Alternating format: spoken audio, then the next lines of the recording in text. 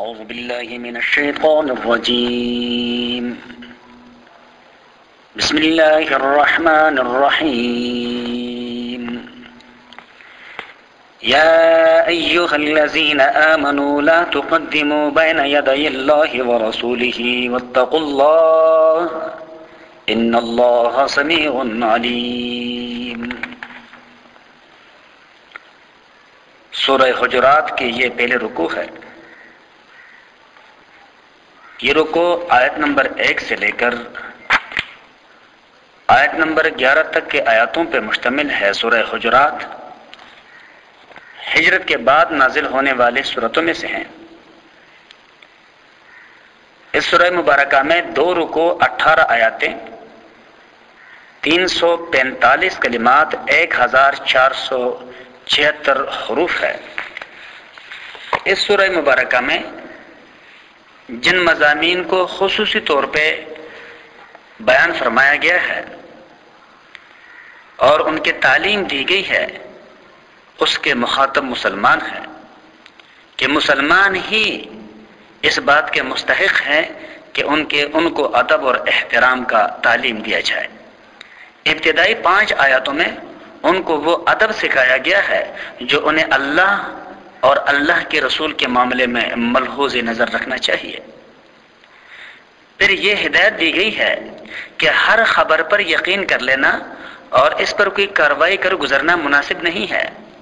اگر کسی شخص یا گروہ یا قوم کے خلاف کوئی اطلاع ملے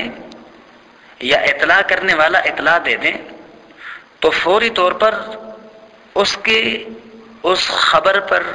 اور اس خبر ہی کو بنیاد بنا کر اس شخص اس قوم یا گروہ کے خلاف کارروائی نہیں کرنا چاہیے،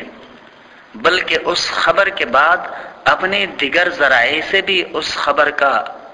تصدیق کر لینا چاہیے کہ وہ قابل اعتماد ہے یا نہیں. ایسا نہ ہو کہ ایک ہی شخص کے اطلاع پر کسی کے خلاف کارروائی مسلمانوں کے ہاتھوں سے ہو جائے اور بعد میں وہ معاملہ کچھ اور نکل آئے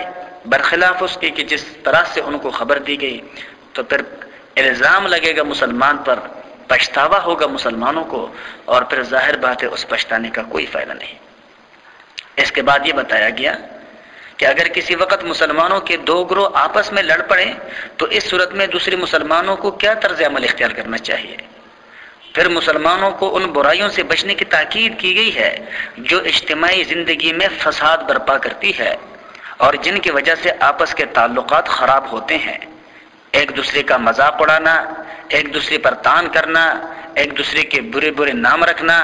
بدگمانیاں پیدا کرنا، دوسروں کے حالات کی کھوج کریت کرنا، لوگوں کی بھیڑ پیچھے ان کے برائیاں بیان کرنا، یہ وہ افعال ہے جو بجائے خود بھی گناہ ہے اور معاشرے میں بگاڑ پیدا کرنے کا ذریعہ بھی.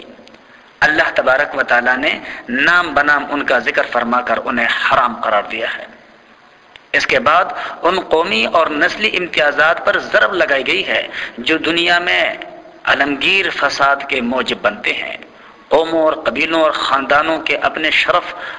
پر فخر اور غرور اور دوسروں کو اپنے سے کم تر سمجھنا اور اپنے بڑائی قائم کرنے کے لیے دوسروں کو گرانا وہ اہم ترین اسباب ہے جن کے بدولت دنیا ظلم سے بھر گئی ہے. اللہ تبارک و تعالیٰ نے ایک مختصر سے آیت میں یہ فرمایا کہ اس برائی کی جھڑ کاٹ دے تاکہ انسان آپس میں بھائی بھائی بن کے رہیں اور کسی جاہلیت کے بات کی وجہ سے آپس میں لڑے نہ، زمین میں فساد برپا نہ کریں. چنانچہ ارشاد باری تعالیٰ ہے بسم اللہ الرحمن الرحیم، شروع اللہ کے نام سے جو بے حد مہربان نہایت رحم کرنے والا ہے. یا ایھا الذین آمنوا، اے وہ لوگو جو ایمان والے ہو، لا تقدموا بین یدی اللہ ورسولہ،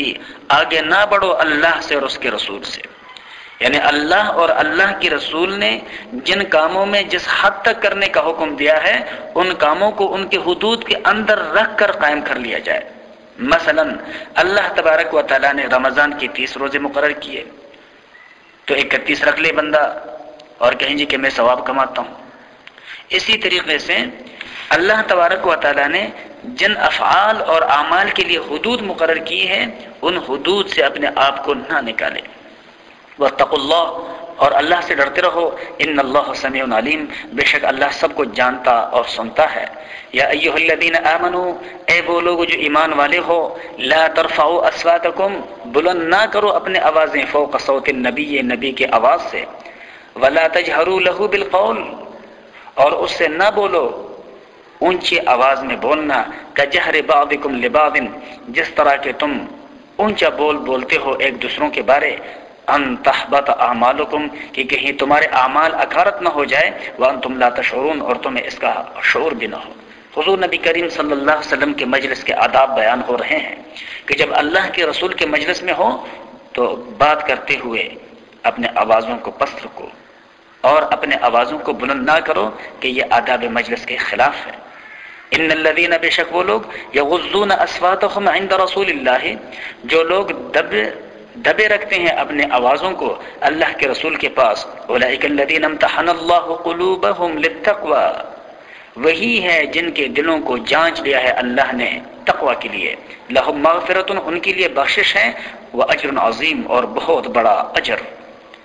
ان الذین، بے شک وہ لوگ، ینادونک من وراء الحجرات، جو پکارتے ہیں آپ کو دیوار کے پیچھے سے، اکثرهم لا یعقلون، ان میں سے اکثریت وہ ہے جو عقل نہیں رکھتے۔ حضور نبی کریم صلی اللہ علیہ وسلم کے پاس دور دیہات سے لوگ آتے تو اپنے اس دیہاتی انداز میں دروازوں کے باہر کھڑے ہو کر زور زور سے آوازیں لگاتے، یا محمد اخرج الینا، اے محمد ہمارے لیے باہر نکلیے، ہم آئے ہیں۔ اللہ تبارک و تعالیٰ نے فرمایا کہ اس طرح سے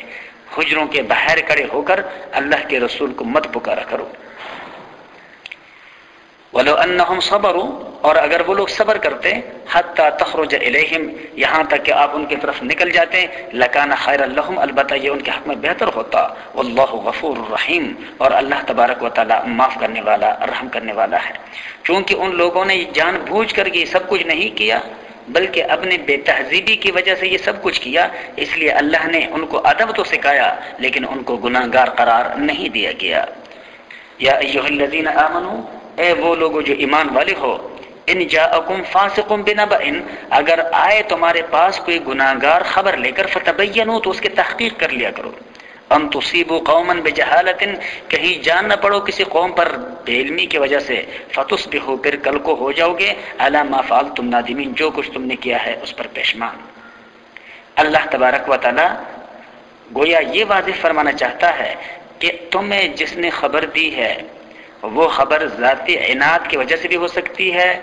اور علم کے محدود ہونے کی وجہ سے بھی، اور غلط فہمی کی وجہ سے بھی، اس لیے اپنے دیگر ذرائع سے بھی اس کی تحقیق کر لیا کرو۔ حضور نبی کریم صلی اللہ علیہ وسلم کے ایک حدیث میں ہے کہ آپ صلی اللہ علیہ وسلم نے ایک قبیلہ کے لوگوں کی طرف کچھ صحابہ کرام کو بھیجا کہ وہ جا کر کے ان سے زکوٰۃ کا مال وصول کریں۔ جب ان لوگوں کو خبر ملی تو وہ لوگ خوشیاں مناتے اپنے گھروں سے باہر نکل آئے استقبال کے غرض سے۔ کسی نے حضور نبی کریم صلی اللہ علیہ وسلم کے ان آنے والے صحابہ کرام کو اطلاع دی کہ بھئی تم لوگ تو ان سے زکوٰۃ لینے کی وصولی کے غرض سے آ رہے ہو ان کی طرف، لیکن وہ تمہیں پکڑنے کے لیے اپنے گھروں سے باہر آئے ہیں۔ تو وہ لوگ وہیں سے واپس آ گئے اور آ کر کے حضور نبی کریم صلی اللہ علیہ وسلم کو بتایا کہ اللہ کے رسول، آپ نے تو ہمیں ان سے زکوٰۃ کی وصولی کے لیے بھیجا تھا، لیکن وہ لوگ تو ہمارے پکڑنے کے لیے اپنے گھروں سے باہر نکل آئے تھے۔ حضور نبی کریم صلی اللہ علیہ وسلم نے فرمایا لگتا ہے کہ وہ لوگ مرتد ہو گئے ہیں، اس لیے کہ یہ لوگ مسلمان تھے۔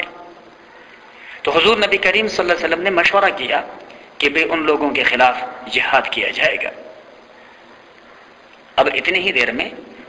اس قبیلے کے کچھ افراد حضور نبی کریم صلی اللہ علیہ وسلم کی خدمت میں آئے اور عرض کرنے لگے کہ یا رسول اللہ صلی اللہ علیہ وسلم، آپ نے کیسے افراد ہمارے پاس بھیجے تھے کہ وہ ہمارے گاؤں میں ہی نہیں آئے؟ اللہ کے رسول نے فرمایا کہ کیسے آتے؟ تم لوگ جو ان کو پکڑنے کے لیے اپنے گھروں سے باہر نکل آئے تھے۔ اس نے کہا یا رسول اللہ، ہم پکڑنے کے لیے نہیں، ہم استقبال کے لیے آئے تھے۔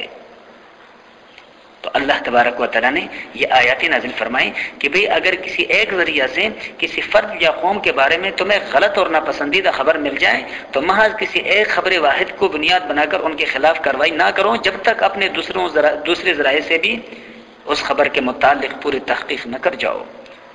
وَاعْلَمُوا، اور جان لو، أَنَّ فِيكُمْ رَسُولَ اللَّهِ، کہ تم میں اللہ کا رسول ہے، لَوْ يُطِيعُكُمْ فِي كَثِيرٍ مِّنَ الْأَمْرِ، اگر وہ کہنا مانے تمہارے بہت سارے معاملات میں، لَعَنِتُّمْ، تو تم مشکل میں پڑ جاؤ گے، ولیکن اللہ حبب الیکم الایمان، لیکن اللہ نے محبت ڈال دی تمہارے دلوں میں ایمان کی، وزینہ فی قلوبکم، اور اس کو مزین کر دیا تمہارے دلوں میں،